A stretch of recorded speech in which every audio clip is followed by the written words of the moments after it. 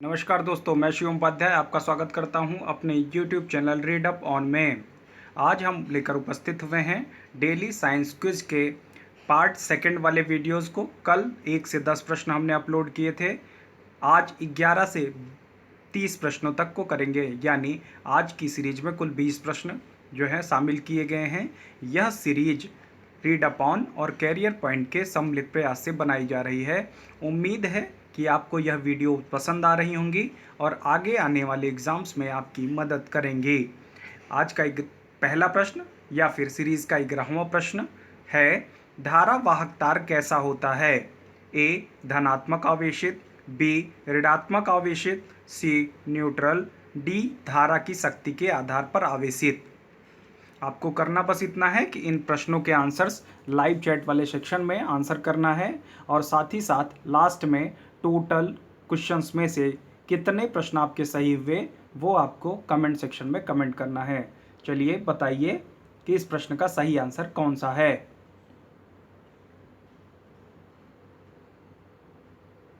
कल भी ये प्रश्न आप लोग कर चुके हैं। 11वें प्रश्न तक कल की सीरीज में हो गया था। इस प्रश्न का सही जवाब है ऑप्शन नंबर सी न्यूट्रल, यानी धारावाहक तार जो होता है वो न्यूट्रल होता है। बढ़ते हैं अगले प्रश्न की तरफ। प्रश्न नंबर 12, निम्नलिखित में से कौन सा सीआरटी का हिस्सा नहीं है? ऑप्शंस गिवन हैं, फ्रॉस्टर प्रपट, छाया आच्छाद, इलेक्ट्रॉन गन, गैस प्लाज्मा। तो आपको बताना है कि इसमें सीआरटी यानी कैथोड रे ट्यूब, आप लोगों ने अगर साइंस में पढ़ा होगा 9th और 10th की साइंस में आपको सीआरटी ट्यूब के बारे में पढ़ाया जाता है। तो आपको बताना है कि सीआरटी ट्यूब्स का हिस्सा कौन सा नहीं है। 4 ऑप्शन दिए गए हैं। ऑप्शंस आपके सामने स्क्रीन पर हैं, आप देख सकते हैं। ध्यान से समझ करके इस प्रश्न का आंसर कीजिएगा।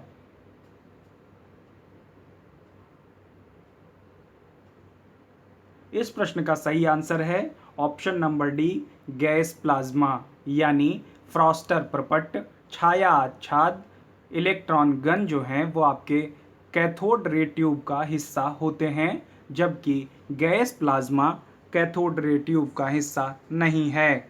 बढ़ते हैं अगले प्रश्न की तरफ। प्रश्न नंबर 13, अतिचालक वह चालक है जिसका फिल इन द ब्लैंक खाली स्थान है शून्य होता है। ए विभव, बी करंट, सी प्रतिरोध, डी प्रेरकत्व। आपको बताना है कि जो सुपर कंडक्टर होते हैं उनमें क्या जीरो होता है, किस चीज़ की वैल्यू जीरो होती है? पोटेंशियल डिफरेंस की, करंट की, रेजिस्टेंट की या इंड्यूस्ड इफेक्ट की। तो आपको बताना है कि क्या जो है उसमें जीरो होता है। ऐसा कौन सा गुण है जो सुपर कंडक्टर का जीरो होने से वह सुपर कंडक्टर हो जाता है, यानी उसकी करंट कैरिंग कैपेसिटी इनफाइनाइट हो जाती है? जल्दी से आंसर्स कमेंट कीजिए। प्रश्न नंबर 13 का आंसर बताना है आप लोगों को।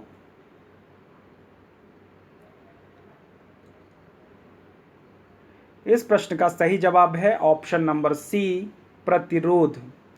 जब किसी चालक को यानी कंडक्टर को हम सुपर कूल्ड कर देते हैं, उसको -273 डिग्री तक जो है कूल्ड कर देते हैं, तो वह कंडक्टर सुपर कंडक्टर में चेंज हो जाता है, यानी उसकी जो रेजिस्टेंट पावर होती है, रेजिस्टेंट पावर किसी भी कंडक्टर की वह पावर है जिसके द्वारा वह अपने आप में करंट के फ्लो का अपोज करता है, यानी किसी भी जो चालक होता है उसकी वह गुण जिसके द्वारा वह अपने आप में हो रहे करंट के कारण हो रहे परिवर्तनों का विरोध करता है, उसे प्रतिरोध कहते हैं।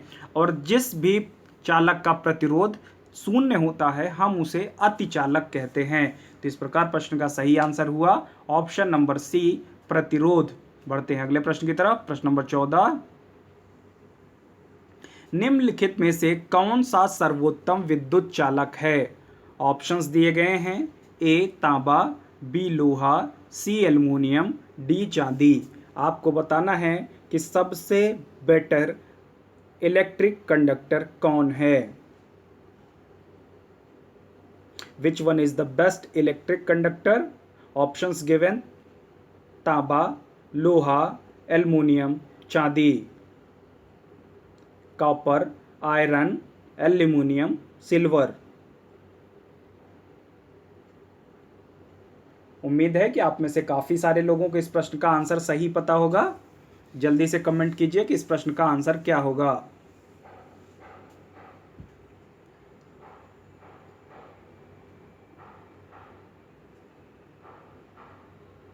इस प्रश्न का सही आंसर है ऑप्शन नंबर डी, चांदी। बढ़ते हैं अगले प्रश्न की तरफ। अगला प्रश्न है हमारा, धारा का वहन करने के समय सुचालक कैसा होता है? ऑप्शंस: धनात्मक आवेशित, विद्युतीय निष्प्रभावी, वैकल्पिक रूप से धनात्मक एवं ऋणात्मक आवेशित, या फिर ऋणात्मक आवेशित। इसी प्रकार का प्रश्न अभी आप ऊपर कर चुके हैं। प्रश्न नंबर 11 बिल्कुल सेम प्रश्न था। तो आपको बताना था कि उसमें धारा का प्रवाह होते समय जो तार होता है वो कैसा होता है। तो इस प्रश्न में भी आपको यही बताना है कि जो धारा का वहन करते समय सुचालक की स्थिति होती है वो कैसी होती है: पॉजिटिव, निगेटिव, पॉजिटिव, न्यूट्रल, वैकल्पिक रूप से धनात्मक एवं ऋणात्मक यानी पॉजिटिव और निगेटिव, और आपको निगेटिव। इन चारों ऑप्शन में से चूज करना है कि कौन सा ऑप्शन सही है। इस प्रश्न का जो सही आंसर है वो है ऑप्शन नंबर बी, यानी विद्युतीय निष्प्रभावी अर्थात न्यूट्रल होता है। बढ़ते हैं अगले प्रश्न की तरफ। प्रश्न नंबर 16, वैद्युत परिष्करण के दौरान विशुद्ध धातु कहाँ पर एकत्रित होती है? ऑप्शंस गिवन: एनोड, बर्तन, विद्युत अपघट्य, कैथोड। जल्दी से बताइए कौन सा ऑप्शन सही होगा। प्रश्न एक बार फिर, वैद्युत परिष्करण के दौरान विशुद्ध धातु कहाँ पर एकत्रित होती है? ऑप्शंस गिवन: एनोड, बर्तन, विद्युत अपघट्य, कैथोड।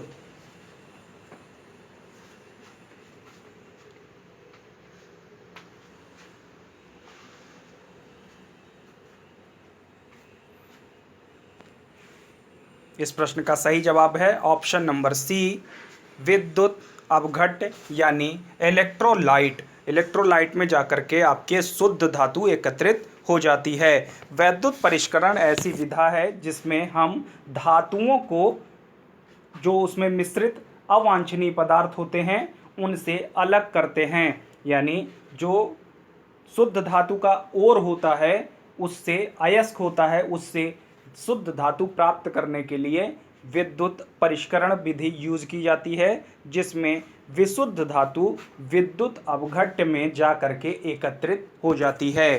प्रश्न का सही जवाब ऑप्शन नंबर सी, विद्युत अपघट्य। बढ़ते हैं अगले प्रश्न की तरफ। अगला प्रश्न है हमारा, बैटरी के प्रचालन का मूल सिद्धांत है: ए, अम्ल आधारित अंतरक्रिया, बी, अपोहन, सी, विद्युत अपघट्य, डी, उपापचन। उपापचयन।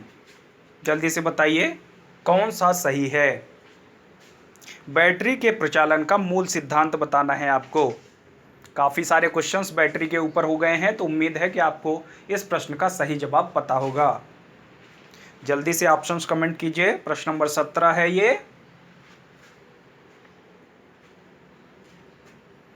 इस प्रश्न का सही जवाब है ऑप्शन नंबर डी, उपापचयन। उपापचयन जो होता है वो बैटरी के प्रोसेसिंग सिस्टम का एक महत्वपूर्ण भाग होता है। मेन जो थ्योरी होती है वो होती है उपापचयन। इसी सिद्धांत के आधार पे बैटरी का कार्य होता है, बैटरी कार्य करती है। बढ़ते हैं अगले प्रश्न की तरफ। अगला प्रश्न है हमारा, सिलिकॉन क्या है? ऑप्शंस दिए गए हैं: ए, अर्धचालक, बी, विद्युत रोधक, सी, कुचालक, डी, चालक। मुझे उम्मीद है कि इस प्रश्न का आंसर आप सभी लोग कर जाएंगे। इस प्रश्न का आंसर जल्दी से कीजिए। आप सब आंसर कीजिए जितने लोग भी वीडियो देख रहे हैं, क्योंकि ये प्रश्न कई बार इस सीरीज में मैं करा चुका हूं। तो उम्मीद रखता हूं आप लोगों से कि आप सारे लोग इस प्रश्न का सही आंसर देंगे। ये वीडियोस आपको रीडअपॉन और कैरियर पॉइंट की सहायता से प्रदान किए जा रहे हैं। अगर आपने अभी तक वीडियो को लाइक नहीं किया है तो सबसे पहले आप वीडियो को लाइक कर लीजिए। जो नए नए लोग चैनल से जुड़े हैं वो चैनल को सब्सक्राइब कर लें, साथ ही साथ बेल आइकन पर क्लिक कर दें ताकि आपको समय पर नोटिफिकेशंस मिल सके। चलिए, प्रश्न नंबर 18 का सही आंसर है ऑप्शन नंबर ए यानी अर्धचालक। सिलिकॉन और जर्मेनियम आपके ऐसे दो अर्धचालक हैं जिनका यूज़ बहुत सारे माइक्रोचिप्स, टेलीविज़न, कंप्यूटर जैसे इलेक्ट्रॉनिक उपकरणों को बनाने में किया जाता है। आपको हम बता ही चुके हैं कि जो सेमीकंडक्टर होता है आपका, उसकी करंट कैरिंग कैपेसिटी कंडक्टर से कम और इंसुलेटर से ज़्यादा होती है। इंसुलेटर्स ऐसे पदार्थ होते हैं जिसमें करंट का फ्लो नहीं हो सकता, यानी उसकी रेजिस्टेंट पावर इनफाइनाइट होती है। साथ ही साथ अभी हमने पढ़ा कि कुछ कंडक्टर्स ऐसे होते हैं जिन्हें सुपर कंडक्टर कहा जाता है और उनमें प्रतिरोधकता यानी रेजिस्टेंट पावर इनफाइनाइट होती है। उम्मीद है कि आपको इससे रिलेटेड जितने भी पॉइंट्स हैं वो सारे क्लियर हो गए होंगे। बढ़ते हैं अगले प्रश्न की तरफ। अगला प्रश्न है हमारा प्रश्न नंबर 19। ओम का नियम निम्न में किसके बारे में सही है?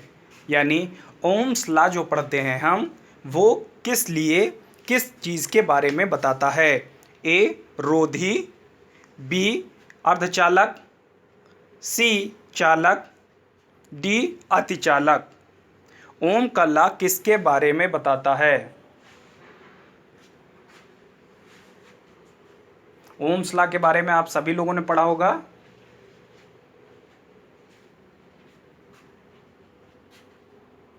जल्दी से बताइए कौन सा सही है। ओम्स लॉ किसके बारे में बताता है? ऑप्शंस दिए गए हैं, इसी में से आपको राइट आंसर टिक करना है। इस प्रश्न का सही जवाब है ऑप्शन नंबर सी यानी चालक। बढ़ते हैं अगले प्रश्न की तरफ। अगला प्रश्न है हमारा, ठोस अवस्था में विद्युत धारा प्रवाहित करने वाला पदार्थ कौन सा है? यानी आपको बताना है कि निम्न में से कौन सा ऐसा पदार्थ है जो ठोस अवस्था में होने के बावजूद विद्युत धारा प्रवाहित करता है? हीरा, ग्रेफाइट, आयोडीन, सोडियम क्लोराइड। इन दिए गए ऑप्शंस में से कौन सा पदार्थ ठोस अवस्था में भी विद्युत धारा प्रवाहित करता है?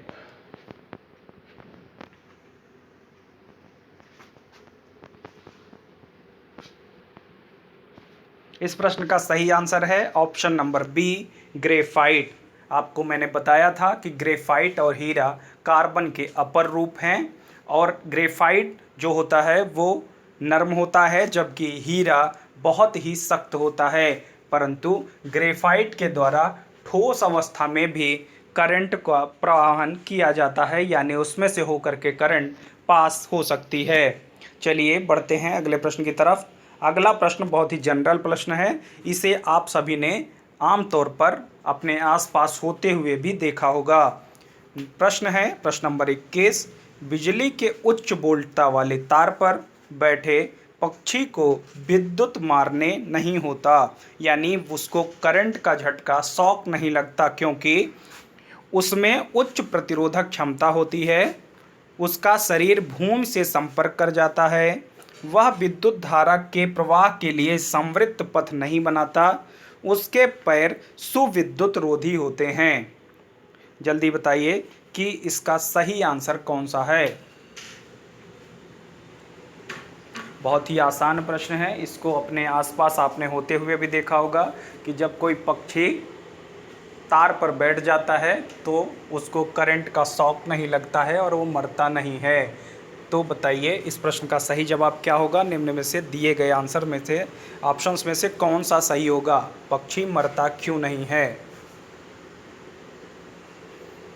इस प्रश्न का सही जवाब है वह विद्युत धारा के प्रवाह के लिए संवृत्त पथ मतलब होता है क्लोज्ड पाथ नहीं बनाता है, इस वजह से वो मरता नहीं है, उसको इलेक्ट्रिक शॉक नहीं लगता है। Option number C is correct answer for question number 21। काफ़ी सारे लोगों के आंसर सही भी थे।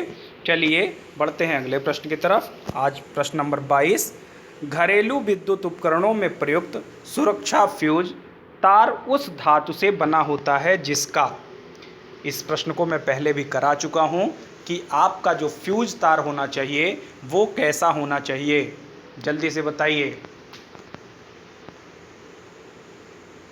इस प्रश्न का जो ऑप्शन दिया गया है वो है प्रतिरोध कम हो, गलनांक कम हो, विशिष्ट घनत्व कम हो, चालकत्व कम हो।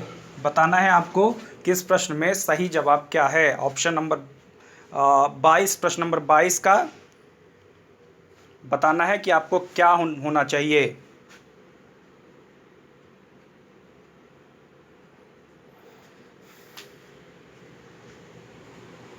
इस प्रश्न का सही जवाब है ऑप्शन नंबर बी, यानी गलनांक कम होना चाहिए।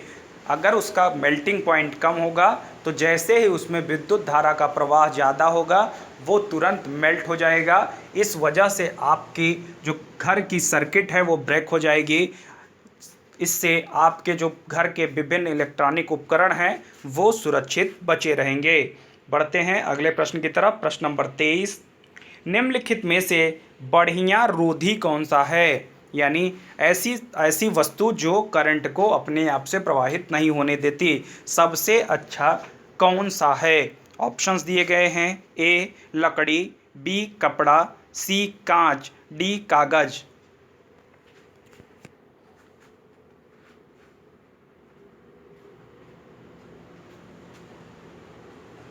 जल्दी से बताइए। इस प्रश्न का सही जवाब है ऑप्शन नंबर सी कांच।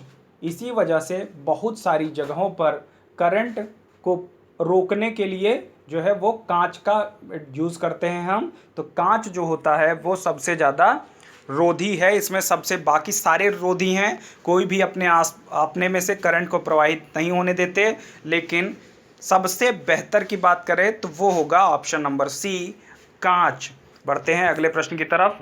अगला प्रश्न, प्रश्न नंबर 24, निम्नलिखित में से कौन सा विद्युत चालक है। ए रबड़, बी शुद्ध जल, सी लवण, डी बेंजीन।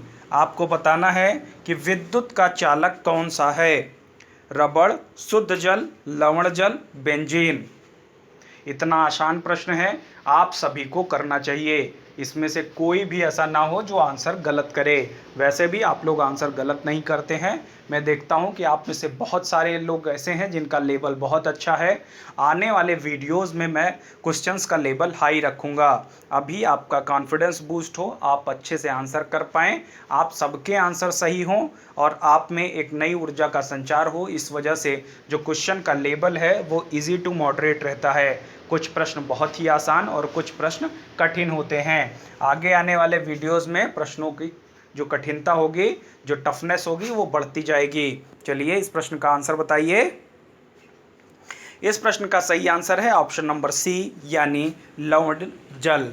यानी जो साल्टेड वाटर होता है वो जो है विद्युत का सुचालक होता है, उसमें से होकर के विद्युत धारा प्रवाहित हो सकती है। तो लवण जल इस प्रश्न का सही आंसर हुआ, ऑप्शन नंबर 24 साल्टेड वाटर। बढ़ते हैं अगले प्रश्न की तरफ। प्रश्न है प्रश्न नंबर 25, नॉट गेट किसके द्वारा क्रियान्वित किया जा सकता है। गेट के बारे में आप लोगों ने प्रश्न पढ़ा होगा।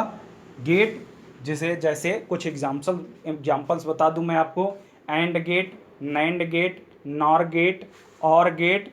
इन सारी चीज़ों का यूज़ हम कंप्यूटर्स में करते हैं, कैलकुलेटर्स में करते हैं, मोबाइल्स में यूज़ होता है। ठीक है, डिजिटल सिग्नल्स को पास होने के लिए या फिर रोक देने के लिए इन गेट्स का यूज़ किया जाता है। तो बताना है आपको कि नॉट गेट किसके द्वारा क्रियान्वित किया जा सकता है। ए एकल डायोड, बी दो डायोड, सी एकल विद्युत रोधक, डी एकल ट्रांजिस्टर। किसके द्वारा नॉट गेट बनाया जा सकता है, जल्दी से बताइए।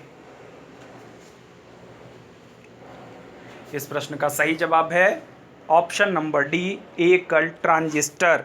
बढ़ते हैं अगले प्रश्न की तरफ। प्रश्न नंबर 26, जो ठोस उच्च ताप पर विद्युत का वहन करते हैं परंतु न्यून ताप पर नहीं करते, वे कहलाते हैं अतिचालक, धात्विक चालक, अर्धचालक, विद्युत रोधी। जल्दी बताइए।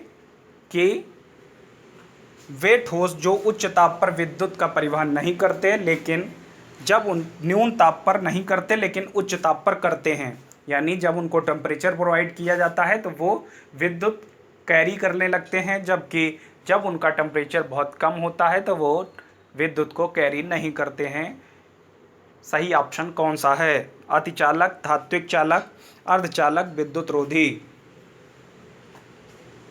प्रश्न का सही जवाब अर्धचालक, ऑप्शन नंबर सी। बढ़ते हैं अगले प्रश्न की तरफ। अगला प्रश्न है प्रश्न नंबर 27। एसी को डीसी में रूपांतरित करने के लिए प्रयुक्त साधन को कहते हैं? ए परिणामित्र, बी दृष्टकारी, सी प्रेरण, डी डायनमो। यानी अल्टरनेटिंग करंट को डीसी करंट में, डायरेक्ट करंट में चेंज करने के लिए जो इंस्ट्रूमेंट यूज़ होता है उसे हम क्या बोलते हैं? परिणामित्र, दृष्टकारी, प्रेरण, डायनमो।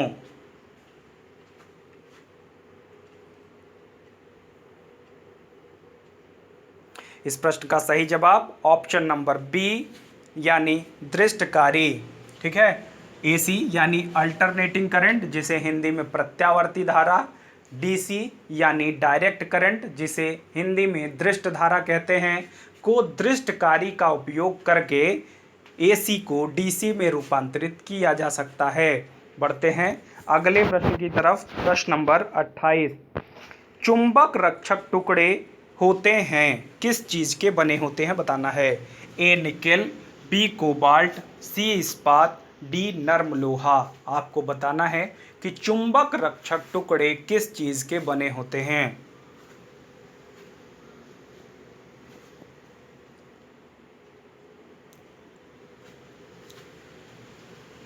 इस प्रश्न का सही जवाब ऑप्शन नंबर डी नर्म लोहा। बढ़ते हैं अगले प्रश्न की तरफ। प्रश्न नंबर 29। बिजली का बल्ब निम्नलिखित में से किससे अर्धित होता है? शक्ति और धारा, शक्ति और वोल्टता, धारा और वोल्टता, ऊर्जा और बिजली। जल्दी बताइए इस प्रश्न का सही आंसर कौन सा है?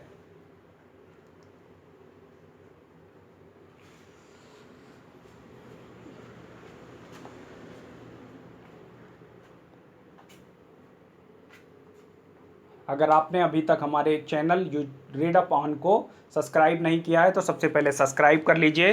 साथ ही साथ अगर आपने अभी वीडियो को लाइक नहीं किया है तो 1 मिनट रुक करके वीडियो को लाइक कर दीजिए। वीडियोस कैसी लग रही हैं आप कमेंट सेक्शन में कमेंट कर सकते हैं। साथ ही साथ नीचे दिए गए जो डिस्क्रिप्शन बॉक्स में आप टेलीग्राम लिंक दिया हुआ है वहाँ से जाके PDF प्राप्त कर सकते हैं। साथ ही साथ व्हाट्सएप नंबर दिया हुआ है, वहाँ आप कॉल करके या फिर व्हाट्सएप करके अपनी शिकायत, जो आपके सुझाव हैं, सजेशंस हैं या फिर आपकी क्वेरी है तो वो आप पूछ सकते हैं। इस प्रश्न का सही जवाब है ऑप्शन नंबर बी शक्ति और वोल्टता। बढ़ते हैं आज के आखिरी प्रश्न की तरफ। आज का आखिरी प्रश्न प्रश्न नंबर 30। जिन पदार्थों में अनंत वैद्युत प्रतिरोध होता है उन्हें कहते हैं? चालक, प्रतिरोधक, विद्युत रोधी, द्रवणित। तो इनको क्या बोलते हैं जिसका प्रतिरोध इनफाइनाइट होता है, यानी जिसकी रेजिस्टेंट पावर इनफाइनाइट होती है, उन पदार्थों को क्या कहते हैं? कंडक्टर या फिर प्रतिरोधक या फिर विद्युत रोधी या फिर द्रवणित। क्या बोलते हैं जल्दी बताना है आपको। आंसर्स कमेंट कीजिए। मुझे बहुत अच्छा लगता है आप में से बहुत सारे लोग, बहुत सारे दोस्त ऐसे हैं जो प्रश्न का बहुत ही अच्छे तरीके से आंसर देते हैं, जिनके काफ़ी 80 to 90% आंसर सही होते हैं। उम्मीद है वो जीवन में जल्दी सफलता प्राप्त कर लेंगे। जिनके प्रश्न अभी कम सही हो रहे हैं वो जो है अच्छे से अपनी पढ़ाई जारी रखें। अगर वो अभी 4 घंटे पढ़ रहे हैं तो 6 घंटे पढ़ना स्टार्ट कर दें, यानी अपनी पढ़ाई को दुगुना कर दें। उनका भी प्रश्न सही होने लगेगा। फिर भी आप में से जितने लोग भी वीडियोस देखते हैं मुझे लगता है कि सारे लोग जो है अच्छा करते हैं, बहुत अच्छा करते हैं। और अगर ऐसा ही देखते रहे, आप ऐसे ही मेहनत करते रहे तो ज़िंदगी में सफलता जल्द ही मिल जाएगी आपको। चलिए, इस प्रश्न का सही आंसर है ऑप्शन नंबर सी विद्युत रोधी। इस प्रकार आज की ये वीडियो श्रृंखला समाप्त होती है। अगर आपने चैनल को अभी तक नहीं सब्सक्राइब किया है तो सब्सक्राइब कर लीजिए। चैनल को प्रमोट करने के लिए लाइक, शेयर और सब्सक्राइब जरूर करें। अगर आपके मित्र, यार, दोस्त, बंधु जो भी हैं उनको जो है ये वीडियोस का लिंक भेज करके चैनल को सब्सक्राइब करने के लिए बोलिए। चैनल पर आपको ऐसी ही इम्पोर्टेंट वीडियोस लगातार मिलने लगेंगी चैनल पर, और सारे लोग धीरे धीरे जुड़ेंगे, जिससे आपको डिफरेंट सब्जेक्ट्स की कंप्लीट वीडियो इसी एकमात्र प्लेटफॉर्म पर मिलने लगेगी। रीड अप ऑन आपको वीडियोस देखने के लिए थैंकफुल है। आप जो है वीडियोस देखते हैं और रेगुलरली इस चैनल से लाभ उठा रहे हैं। उम्मीद है कि जीवन में सफलता आपकी जल्द ही कदम चूमेगी। धन्यवाद।